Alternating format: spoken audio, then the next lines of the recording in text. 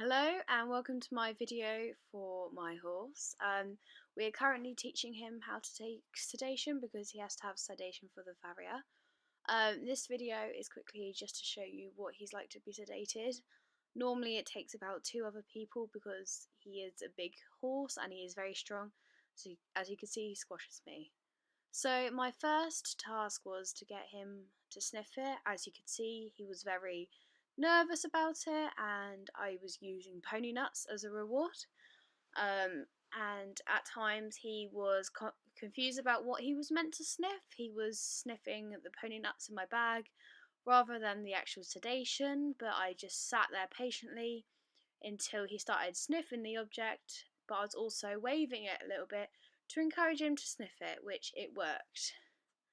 And now I moved my arm forward so it's further away from my bag so he knows to move away from the bag, which he did very well. And as you can see, he's getting more confident that that is the target that we are aiming for. At times he was a bit nervous with everything, but he got better and better knowing that was the target. I did move forward and I took off the lead rope, so he had to move towards me, which he did, and he successfully did it. And then I moved around again and he went straight to the target, not the bag, which was a huge improvement. And this is all on the same day. And then this one I moved a little bit higher and moved forward again, which he did very well. This time I was standing next to him instead of in front of him, and he was very nervous. He was shying away with his head as he thought he was going to be sedated, and I waited for him to take his time to come to me, which he did. He was a bit more interested in the pony nuts, but he did get closer and closer to the sedation, which I was very proud about, and he got again closer to the sedation, which I was rewarding with him. And then the next step, I wanted to see what he was like, but he was doing his other tricks as well to try and get the pony nuts. And this is where I see his reaction when I put my hand on his head and he did not like it. And then I just touched him, and then to reassure him and not forcing him, and he was happy. And then I touched him again, which you will see in this clip. And when I touched him, he moved his head towards the sedation. I didn't force his head down. It was very close to the bag, but for him to feel confident to go towards it was happy. This was the next day. We were just getting him used to, oh, this is the sedation, sniff it, and he was happily and confident to know that is the sedation. I did high, I did low ones, and I moved around a little bit, and he was very good. At some points he was trying to get the pony nuts out my bag, which is expected, but then again, that video he actually touched the sedation with his nose, and then throughout that process he was touching it with his nose, which was really good. Then I went back to the arm on the head because I knew he was very not confident in that, which I did, and as you can see I barely touched him and he moved his head towards me, which is a really positive day. And then this is where Dexter injured himself, so we needed to have bute injected in him because he doesn't eat it for his food, so we runned it down and injected it in him. And as you can see, we did have to hold on to the head collar just so we could reassure him it's nothing bad, and we did quickly do it as fast as you can, but giving him pony nuts straight after, which he responded so well to the point where he didn't move his head as much. And now this is where the actual sedation came, and as you could tell, he knew it was the sedation, so he walked away and was very nervous. And I didn't force to go near him, I waited for him to show interest, which he did. He was starting to sniff it, he was very interested, and I gave him reward for that because he knew it's sedation. And this is where I was just seeing what his reaction was if I got it closer. I didn't actually inject anything in his mouth, I was just saying this is okay. And then this step, he knew it was okay, and I only injected a little bit under the tongue. I didn't want to push him too hard in one go, and which he did very well. And then this bit, he was a little bit confused to do it, but he took it very well straight away, which obviously he didn't like the taste and he tried to get out, but then reassured with pony nuts straight afterwards. Thank you for watching, bye! So this is part two. As you can see, I am in the corner while Dexter is eating hay, and we are now discussing Dexter's development with the farrier.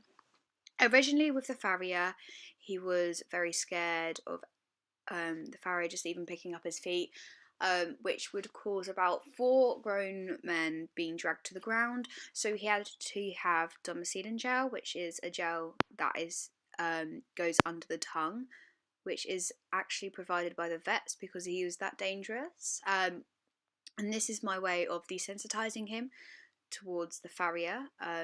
And today we had a very successful um, chance, and he was very calm and relaxed with the farrier, and I'm going to talk about how I did this. I fortunately do not have any videos to show my training with him, but I will discuss it.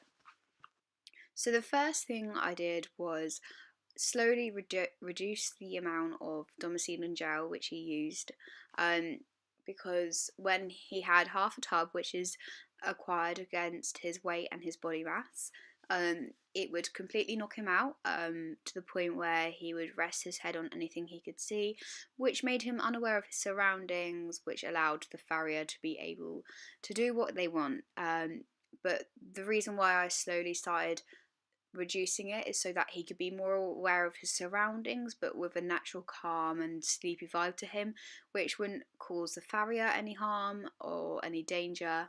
And when we did that, he was more happy to look around his surroundings. Unfortunately, because of the gel, he wasn't allowed to eat until he was fully awake, so food wasn't an option at this time.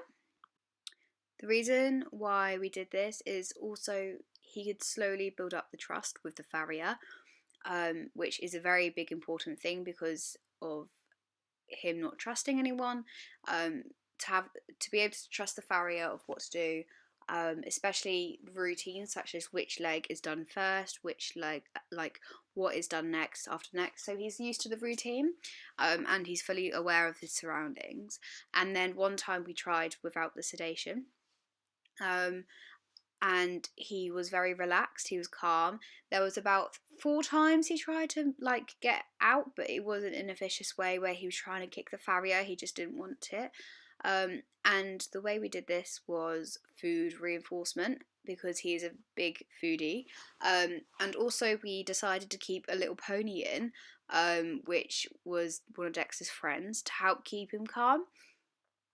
His name is Paddy, and he was in the stable next to him where he was tied up.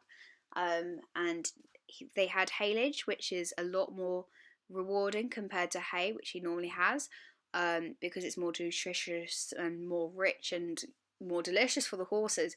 And because he doesn't have that daily, he was very intrigued by it.